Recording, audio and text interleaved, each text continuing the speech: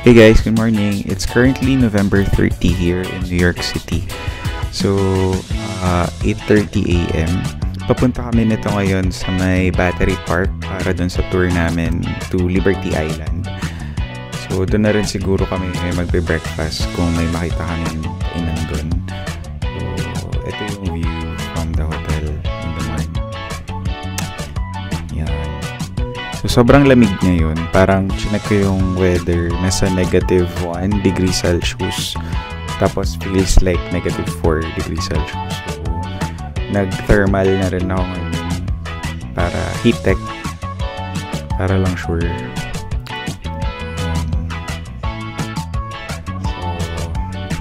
So, okay guys. So, dito na tayo ngayon sa may Battery Park. So, sa Statue City Cruises, yung provider nitong tour namin to the Island of Liberty. I'm not sure if you can see or pero na siya. So, luckily na nung nag-subway lang kami in getting here kasi parang pinifigure out na namin. Siyempre first time ko pa. So, bumili lang ako ng Omni card sa subway kanina. So, it cost me $1. Tapos, nag-top up na lang rin ako ng $10 para dun sa pinaka-load niya. Tapos, we walked here sa Battery Park.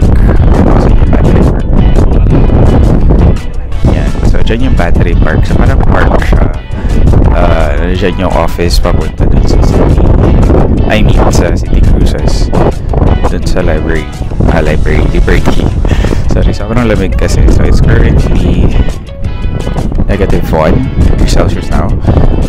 And, naninigas na yung kamay ko. I'm not sure kung gaano katagal ko magagawa to. Pero we'll see. Siyempre, para sa Liberty.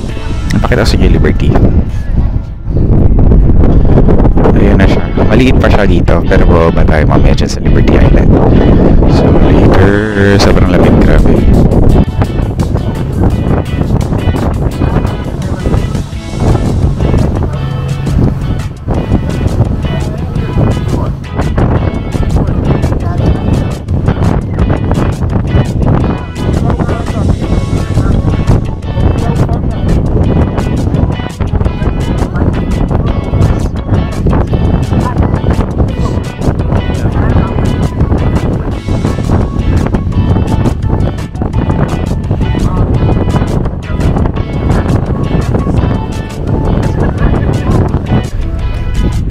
So that is the New York skyline sa likod. So yan yung Lower Manhattan. And this is the view. There she goes. All her glory. Ganda. Yeah.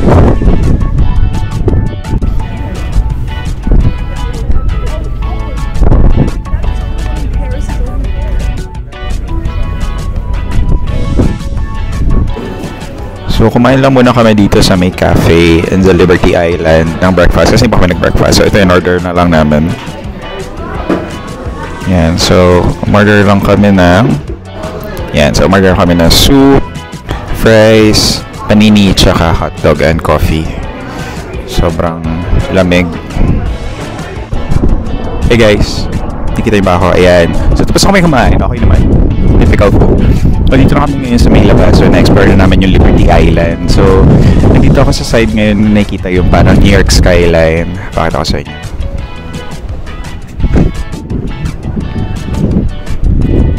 Yan. So, yan. So, eto. Yan. Can't you see? Yung mataas sa building na yun, parang yun yung World Trade Center. So, ang ganda dito. So, nakikita mo yung lahat ng mga buildings sa New York. So, yan Manhattan. Tapos here, mamaya lapitan natin yan si Liberty. So, super lamig dito. Grabe. Parang -1. Kanina pa naninigas yung kamay ko. Hindi ko na makapagana na. Hindi ko na masyadong makapagana naman. So, dahil naninigas na yung daliri ko. So, yeah. So, more photo spots dito.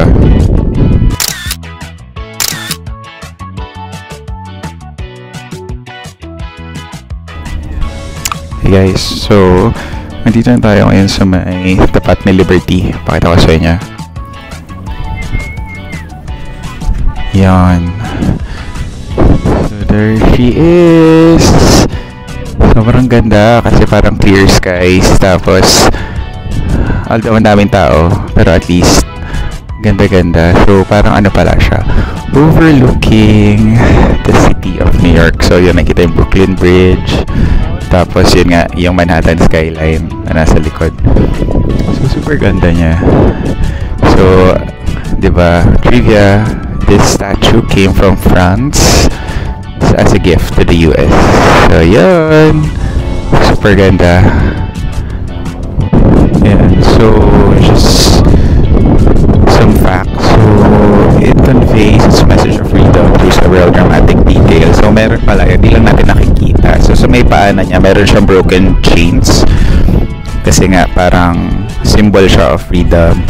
Tapos yung hawak-hawak niyang tablet is parang the American Declaration of Independence dated July 4, 1776.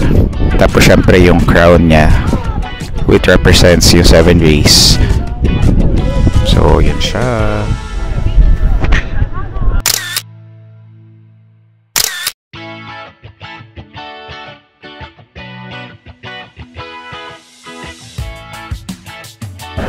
Hey guys, so after Liberty Island, nandito naman tayo ngayon sa Ellis Island. So it is a National Museum of Immigration. Parang usually, parang siyang malaking museum next to Liberty Island, which showcases yung history ng mga immigrants na from, parang dito kasi parang what do you call this, parang checkpoint before they proceed to New York Island. So sa mga Manhattan, so dito muna sila napupunta before. Ano siya sa inyo? So andito pala ako sa ground floor ngayon. So 3 floors siya. So may mga relics, mga pictures, history. So hindi naman ako masyadong ganun-ganun. So yan yung magiging parang history from 1550 to 1890 and Ellis Island experience, years of immigration. So yan. So 3 floors to building na to kung nasaan kami. So sobrang lapit lang yan from Liberty Island and malamig pa rin sa labas. And it's kami sa nintay ko lang yata kung nag-CR lang siya. Pero yeah, sobrang masaya ko pa dito sa Liberty. Hindi lang ako masyadong nakapag-vlog talaga dahil nga sobrang nilinis na yung kamay ko. And ang hirap na pindot-pindotin itong camera. Buti nga nakapag-picture pa ako dito. Pero yeah, super lang talaga. Okay, so andito tayo ngayon sa tinatawag nilang registry room still on the Ellis Island. So dito pumipila or nagpaparegister yung mga immigrants before. Pakita ko sa inyo. This is the hall. So imagine nyo that before, punong-puno to ng mga immigrants. So much history. Yan. So after nung stairs of separation, stairs of, room of registry kanina, diba? So meron naman dito ngayon yung stairs of separation. So dito, hindi hiwa-hiwalay yung mga immigrants. Left hand side pupunta na New York. Central. So eto siya, pakita ko sa inyo. Yan, so dati dyan hinihiwa-hiwalay yung mga immigrants. So tatlo siya. Ayan, so parang dyan sila sinusort. Ito pala yung description. Ayan, stairs of separation. Ayan. Grabe, parang hindi pa uso yung mga discrimination before. Wala silang pakialam. Tapos ito, ano naman to? The kissing post. Immigrants were reunited with waiting friends. Oh.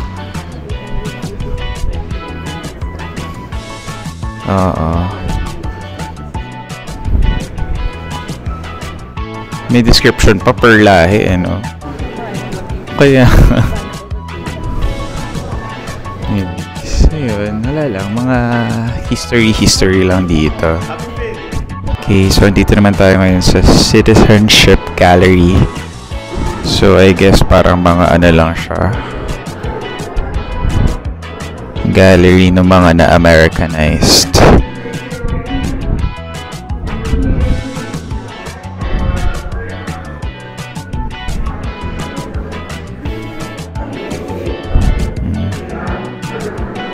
Ayan siya.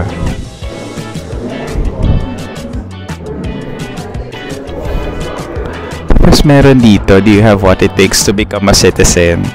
So may requirement, ayan, 'di ba? To pass a naturalization test. So sa loob, may tao lang, mamaya try natin para may mga questions. Tapos eto, parang pwede mo yatang i-try na sumagot dyan. Let's try later kung pwede ba siya. So, ito yung list of questions usually tinatanong daw kapag nagpapasitizenship ka. So, yan, there are 100 questions na yan. So, ilan ba yung alam ko dito?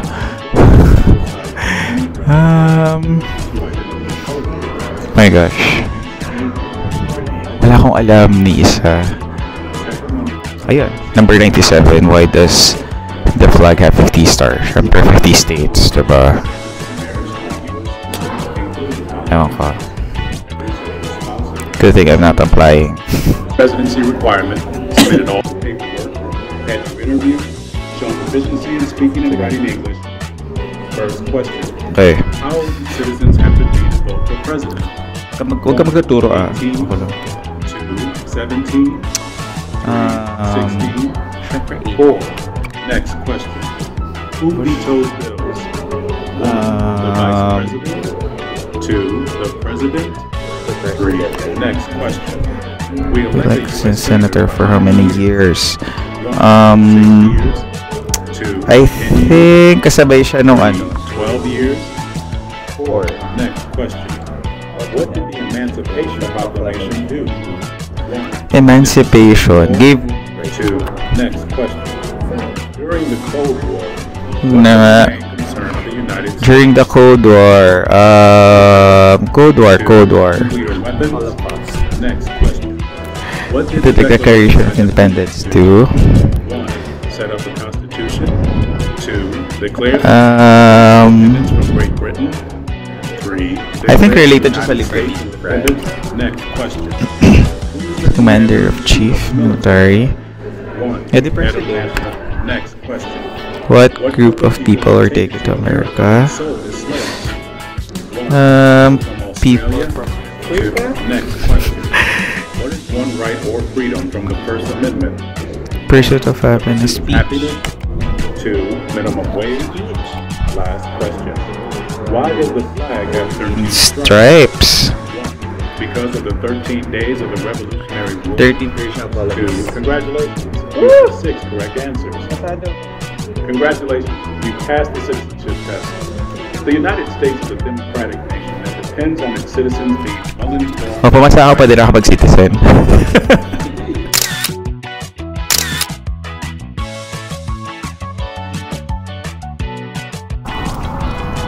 Hey guys, so we're walking now dito sa may Wall Street and pupunta kami na World Trade Center. Dinaan lang namin yung bull kanina. Ang daming kasing tao, so di ko na siya na-vlog. Wala naman din mo siya makita other than a big bull. So, insert ko lang siguro dito yung picture na nakuha ko. As in, sobrang gulo. Ay, hindi akong pumila dahil nga ang daming tao. Kasi yung neighborhood dito. Ayun, nakita ko yung World Trade Center.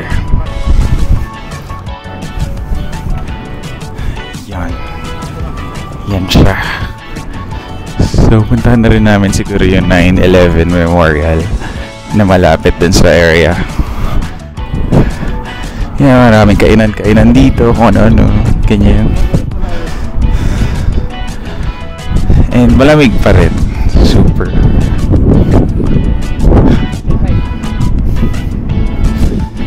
Siya, World Trade Center.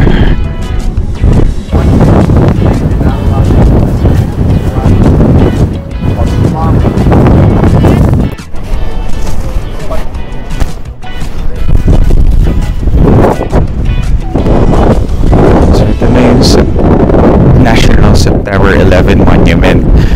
So, dito nakatayo, I guess, yung ating Twin Towers.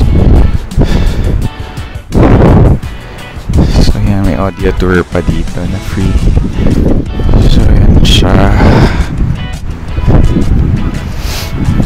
With the names siguro na nandito kung sino-sino yung mga victim. Tapos yun,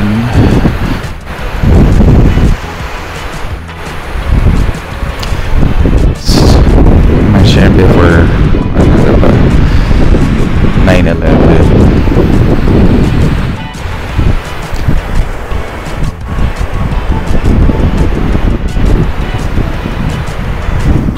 Yan siya. Yeah, so beautiful.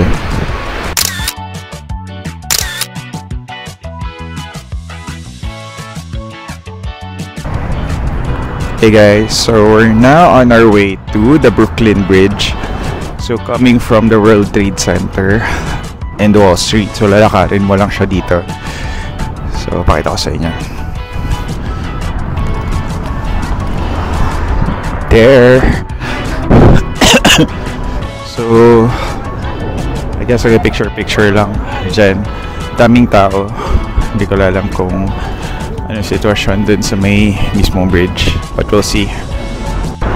Okay guys, so nandito na tayo sa may gitnang area ng Brooklyn Bridge. So ipapakita ko sa inyo.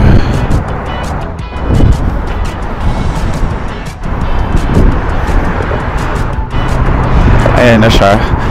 So ang daming tao punta dito. Tapos parang merong isang bridge doon na malapit nearby. I'm not sure if you can see it, pero hindi ko alam anong tawag doon. Pero yan yung infamous Brooklyn Bridge. Yan, tapos yan yung mga sasakyan.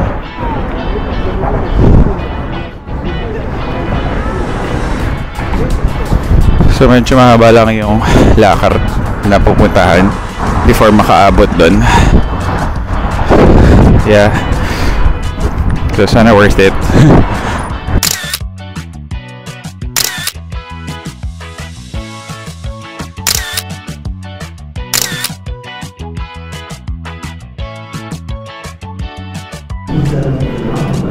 So we're back here in the subway from York Station. Pupunta kami nito sa may hotel namin na area na banda at saan nyo nilalakaran.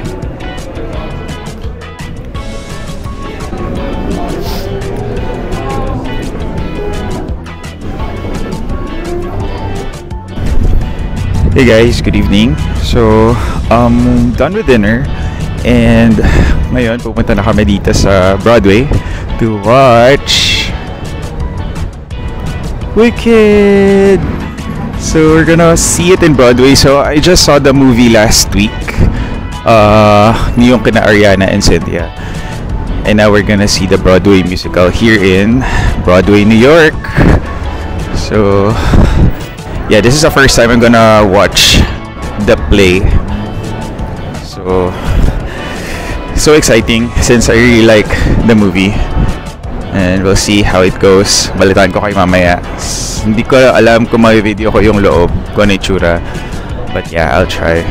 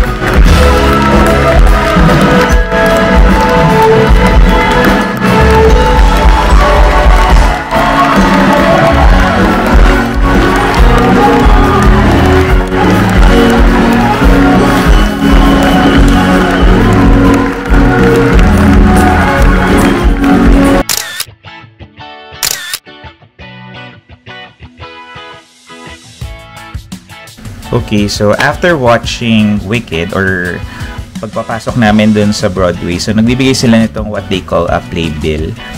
So this is about Wicked, ayan. So more of, ano ba siya?